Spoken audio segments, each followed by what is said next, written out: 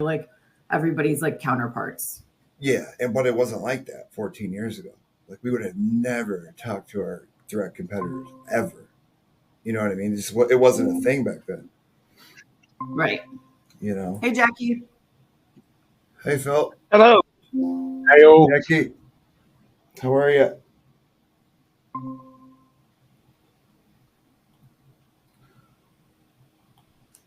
So what we'll do, and we'll wait a few minutes and people will get on. But if everyone can put in their LinkedIn URL and email, that way everybody can connect and help each other and answer questions.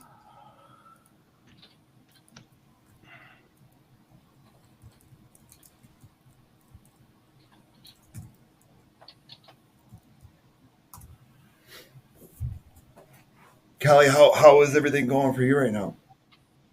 Oh, it's good. It's great. Yeah. I feel like every year I just try to pivot in terms of like marketing approach.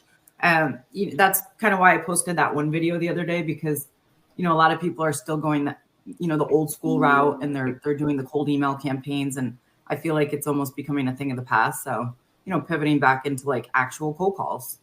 Yeah. Well, I was just actually talking to Brent earlier about this. It's like everyone was doing that same thing, and then everyone's using Tripify or Talent, and it's like now where do you go, right? What do you have to do? Right. I think it's always back to networking. I think a lot of people do good is building your personal brand and having them reach out to you. That's the best way, obviously, but a lot of what I do too, and I'll wait for more people to get on, because I think this is if you own a small firm, you can do this and you can get creative. But a lot of people don't do this, and I don't know why. Especially if you have good contacts that are domain authority figures in your space. We'll wait a couple more minutes. But everybody, if you want to put your LinkedIn URL and email in the chat.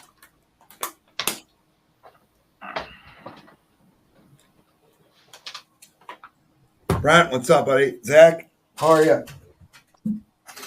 Good morning. What's up? Brent, how are you? Mark? Let's give people a couple more minutes.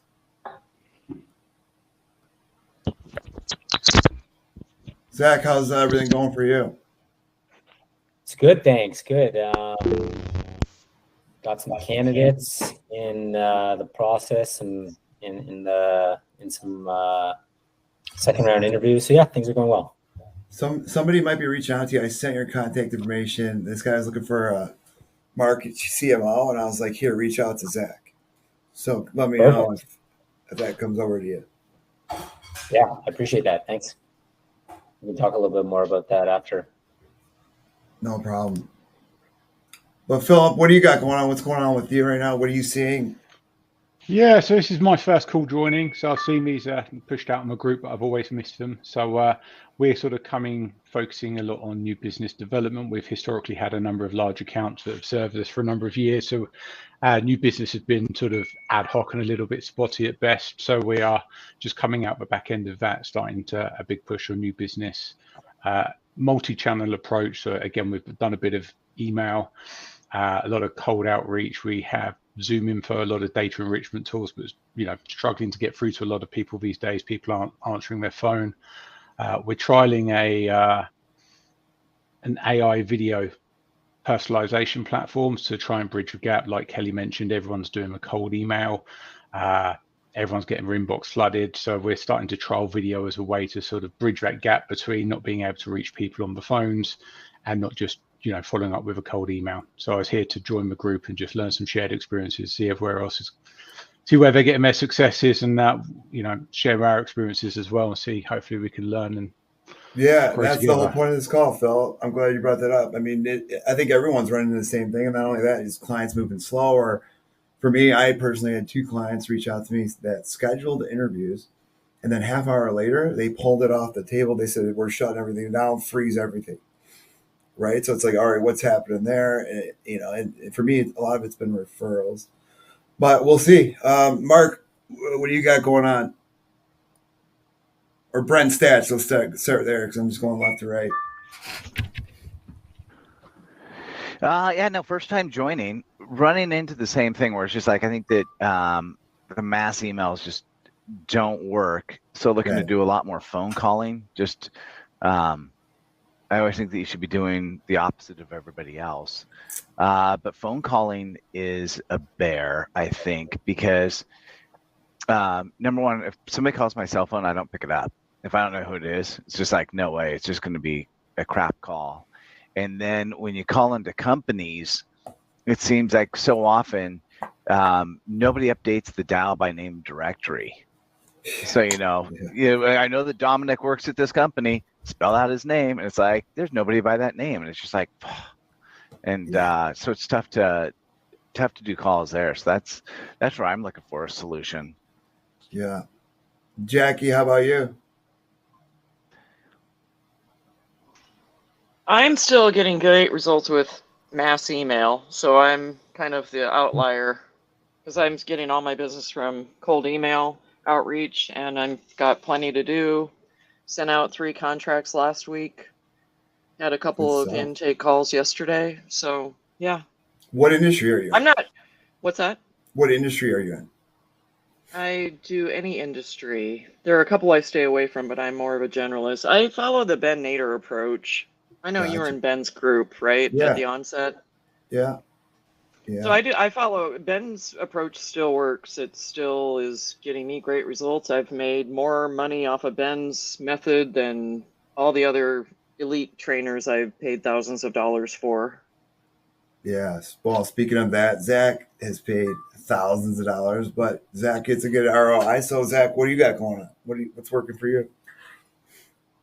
Yeah, for me, like I feel like it's kind of the same thing that I was saying last week. Like, thankfully, I've got a couple of like bigger roles that I'm recruiting for, and through that, I'm talking to a lot of like senior like marketing professionals. So when I talk to these candidates, I have a message to reach out to them. There's a reason why I'm reaching out to them, and it typically has an appealing offer to it because I'm offering them a cool opportunity in the market. And then if it doesn't seem to, match them as to what they're looking for or for what I'm looking for, I kind of flip it. I flip the script a little bit and, I start talking to them a little bit about, hey, what's going on in your world? What type of hiring are you doing? Do you use external recruiters? Blah, blah, blah, blah. And then, that's been sparking some conversations. I'm getting a little bit more information. I'm getting introduced to some other people to learn about their hiring needs in the company. So for me, that's what seems to be working at the moment. And like even some small things, like, like people talk about content, and I know I've done content in the past where like I've had crazy amounts of impressions. Like I think I shared this with you once. I once had a post that did like, I don't know, I think it was like 600,000 impressions, like, right? Amazing. Sort of like a big number. But the reason I'm saying that is that like even small little things, like I don't post as much as I used to, but small little things just keeps me on top of the mind. And I start to see some people accepting, or some people starting to reach out to me. Like that happened recently where I posted a job and a person reached out to me about that job. I figured we decided it wasn't the right opportunity, but now she's a client.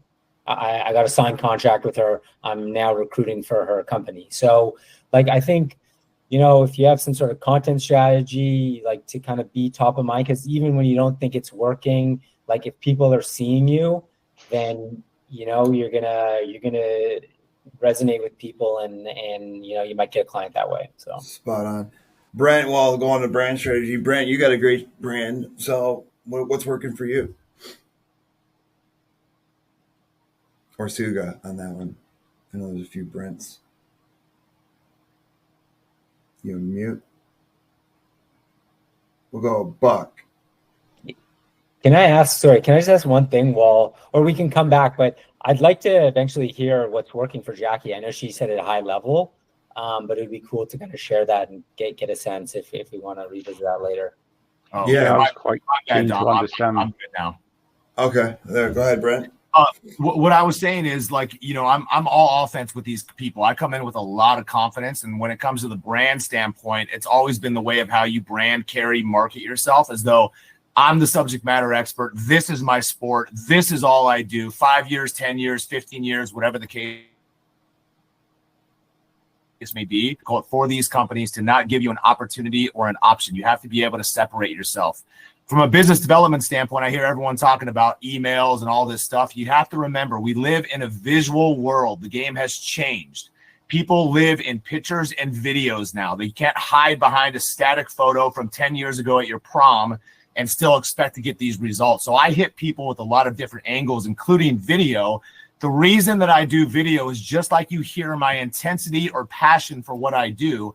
I want them to feel that energy, that tonality, that clarity, that this guy knows what the fuck he is doing. Right. That's the angle that has always worked for me. I'm very aggressive, very clear, and I want them to be like, wow, this guy is something different about him. They cannot feel your intensity or energy behind an email that every other person is sending.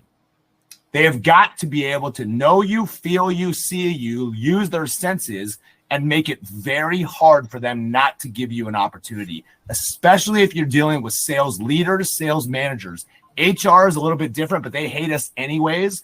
But it depends on what roles you're going through. You got to be able to come in hot and heavy to these people. Yeah, agreed. Buck, how about you? Yes, sir. I've been just highly targeted.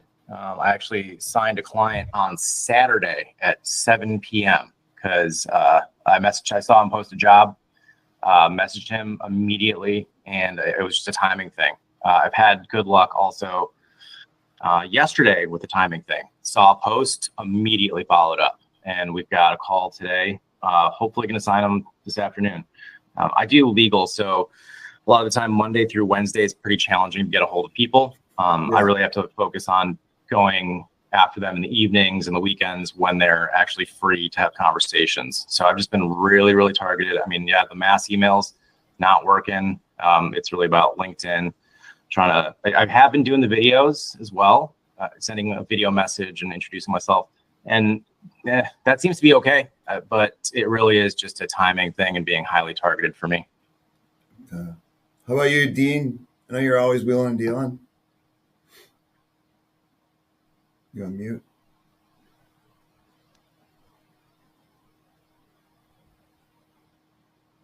How about Sebastian?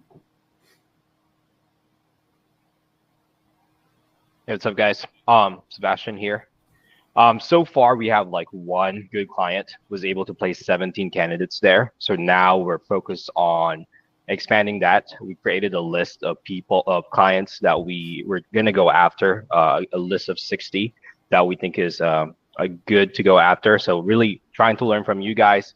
Done business dev a few years back in 2020, a lot different then since I'm in the healthcare space.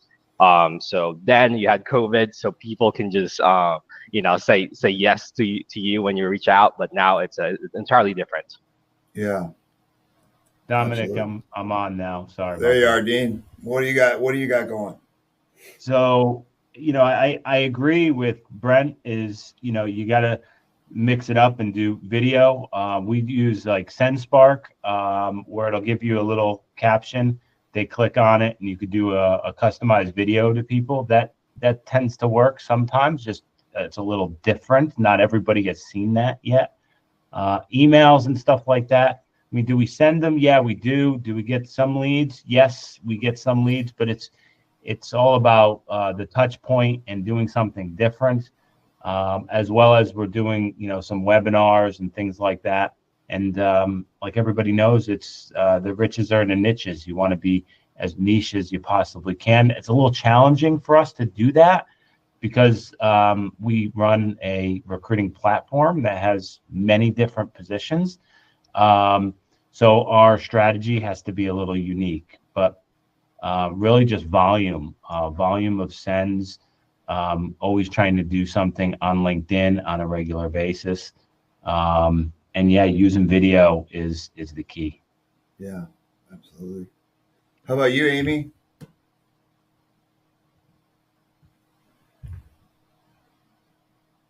You there?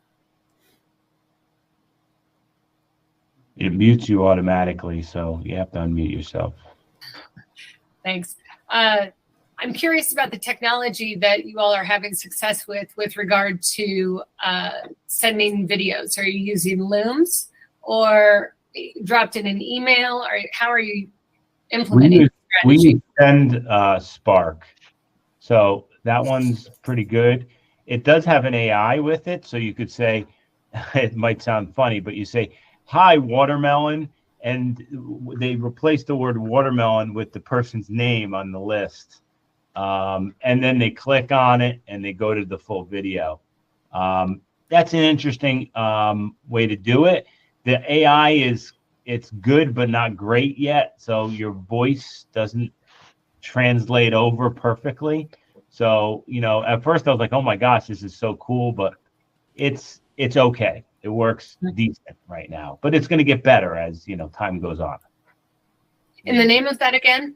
Sendspark.com. All right. Thank you. Yeah, we're trying Amy, to send Spark. Amy, I as well. still use It's a Loom. great platform. Yeah, I use Loom as well. Also, you can use on your mobile, you can use a video like in platform on LinkedIn. So you'd have to record like on your phone. I switch it up. Sometimes I use that as well. It has its own benefits, but you're obviously not getting any analytics with it, like you probably get on Loom or SendSpark, but that's another method. Does anyone use Dub? That's what I've been using lately. What is it called? Dub? Yeah, DUBB. I've used Dub in the past. Dub is pretty good. It's just Dub you could do almost too much with, and it's a little confusing on how to do them. SendSpark is just it's pretty easy. There's not a ton of features. There's not annotating and things like that, but you don't really need that stuff. So we went with SendSpark. I just like the simplicity of it. Sure, yeah, Dub, like the learning curves, just because there's so much, it could be overwhelming, but they've got a really great onboarding team, and they'll like go one-on-one personal with you as much as you want. So I agree. They do have a good team there. I've experienced the same thing with them. Yeah. How about you, Saad? You're on mute if you're trying to talk. Who did I miss? How about Bogdan? Bogdan? Hi everyone. I'm in the niche machine learning, and we especially dealing with NLP LM engineer from the recommendation system. So we are pretty niche. I'm not from US. We're mostly working in the Europe and have a couple US clients. But I struggle right now because we are only 2 in the team, and believe it or not, we'll full book it. But I don't understand how I can expand my team directly that I have a capability people to work with me. That is my problem right now. It's not like about how actually I can find client, because most of the clients come from referral, but I don't have a system for sales. I don't have everything. Like every client actually any get, it's directly referral from another client. And I never do any kind of the business development because it's organically, it's probably best to say that. That is my problem, because I'm just afraid that in one moment when that stops, I will not have any system to trying to get more clients. Yeah. And all of us are older than me, so we'll probably be into that phase. I just want advice about that. That is my situation. Yeah. Well, I'll tell you a few things that's worked for me, and it's worked really well. And if you have a smaller firm, you can do this, especially if you're the owner. Where I'll take a domain authority figure. My niche is supply chain and logistics, supply chain tech. I'll grab somebody, let's say the principal solution consultant at Blue Yonder, and then I'll say, hey, can you make these intros for me? And then if you get me in, I'll give you a cut off of a couple deals, however you want to structure it. You can get creative. Like I paid one guy $40,000 1 month, right? And he made the warm intro. We filled like 7 or 8 roles, and then just here you go. And guess what? Now he wants to do more and more and more, and that's a good way to get into a lot of places because they already have. It's a warm intro, right? It's a warm lead. That's the best kind, plus the referrals. And for me, it's trying to toggle it. up and down. It's like, all right, well, when can you take your foot off the gas in business development? You really can't, but you don't want to take on too much, right? So it's like, where do you balance it? And then is this client an A client where, I'm going to get 24 to 48 hours feedback in each role? Do you have control of the client, the interview process? And then, well, what I'm working on right now is pretty insane. How many of you have used Clay? I've played with it. We've used it. We use it right now. What are you using it for? Do you know, like, exactly? We're using it to enrich a lot of data and, find jobs that are out there that are like 30 days sitting there for a little while or just get posted. And then we approach them with a message that says, hi, we look at, I noticed you had a shipping receiving manager or a supply chain logistics manager. We have a candidate that matches this job pretty well. We're doing a search for another client. Would you like to take a look at them in a shorter form and send that out to specifically hiring managers that are seeking that right now? And that seemed to work. That converts. Now you have to pay for that data on Clay. It's not expensive. Like you get a universe of 2,000 people, you whittle it down to maybe 500. It's expensive to do it, but the data is really good. It does convert. Yeah. So what I'm doing is taking it a step further because everyone's doing that too, right? Where it's like, okay, you're waiting because they posted the job. What I'm doing is as soon as that person, let's say I'm targeting a VP of sales at a supply chain company, and that VP of sales leaves, as soon as that person leaves, that triggers the automation to go and try to get the job order before they even post it. So just one step ahead of the game. Because I don't want the job orders that already been out there because they've been probably hit by 1,000 recruiters, right? True. So I've been doing it that way, and I'm like, okay, well, what way has been working? The guy that's building it out for me right now, he's out of pack. I'm actually going to bring him on one of these calls because I've been working with him and an 18-year-old kid out of Denmark, and these guys are just so brilliant. I'm like, is it worth me to spend the time to do this? I'm like, no, I'll just have these guys do it for me. It's cheap, build it out, and go. You literally hit the play button, and it's just going scraping all day for you. And that's why it's great. It's great. LinkedIn, and it knows when someone says, "I just left the company" or "I just started a company."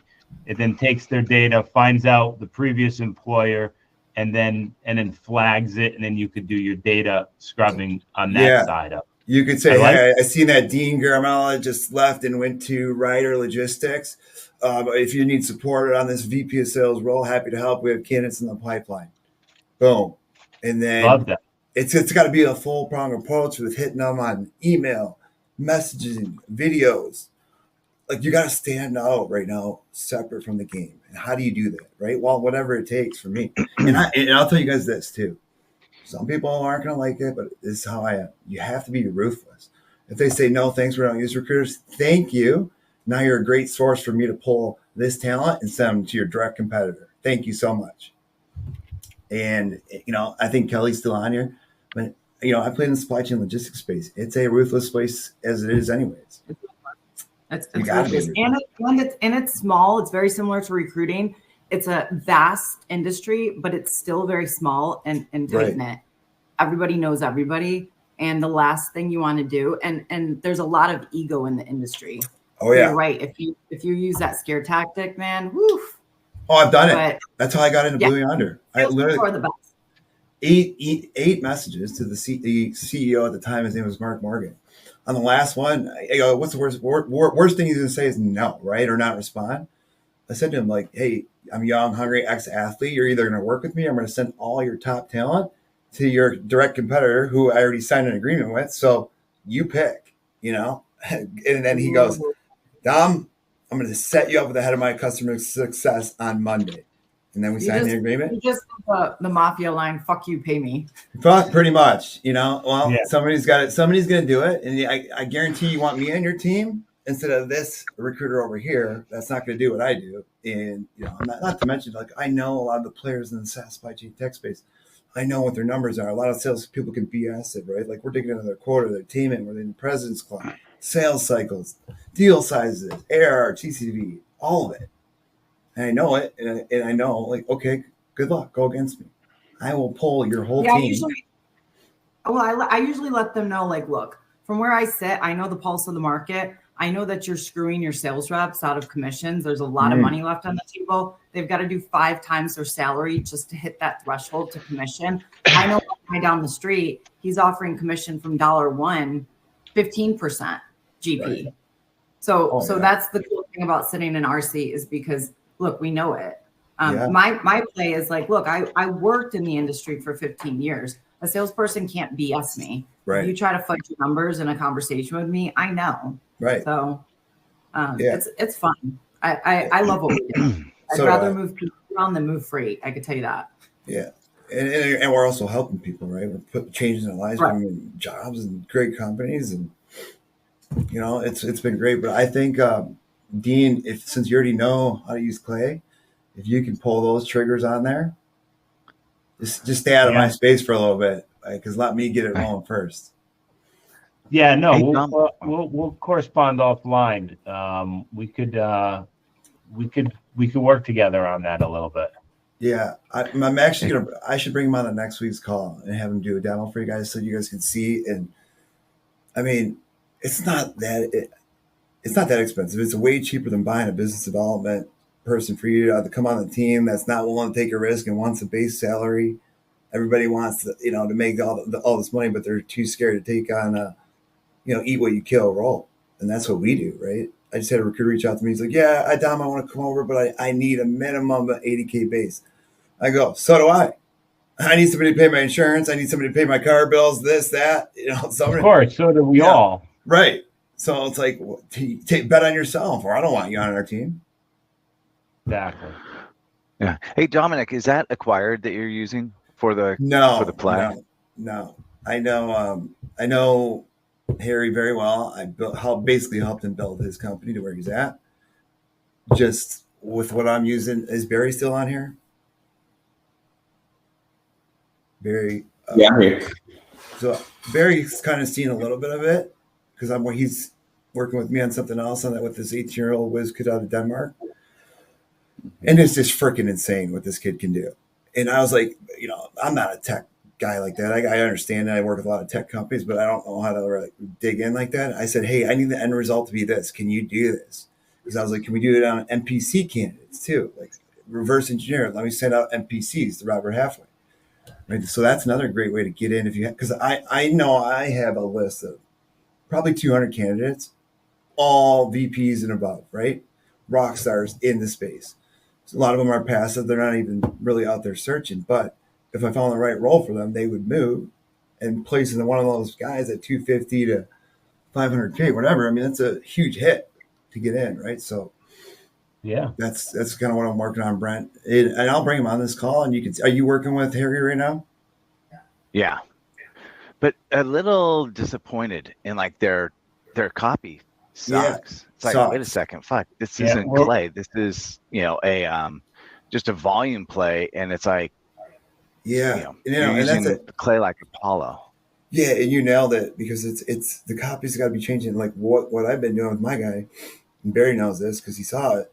We've been literally testing copy for months and months and saying we got E1, E2, E3, E4, M1, M2, like just so many different copies of what's working on what individuals are the C-suite for the VP of sales all the way down to HR.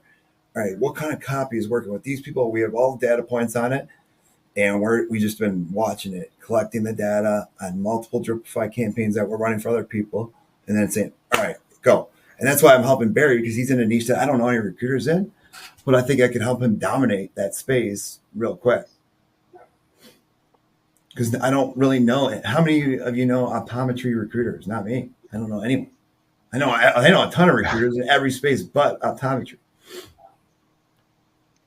Do any of you?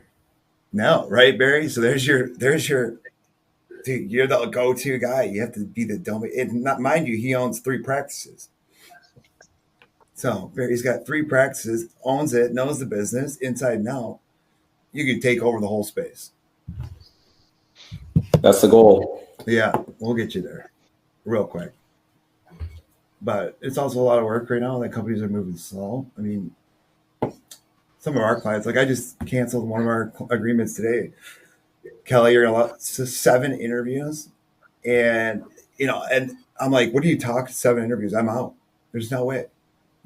Time kills deals, especially in sales. 7 interviews and get frustrated too. Candidates I had a candidate actually yell at me this week because I had a couple interviews. This is actually with a software tech company. Had a couple interviews. The company promised to move them along, and then they basically like put the position on hold.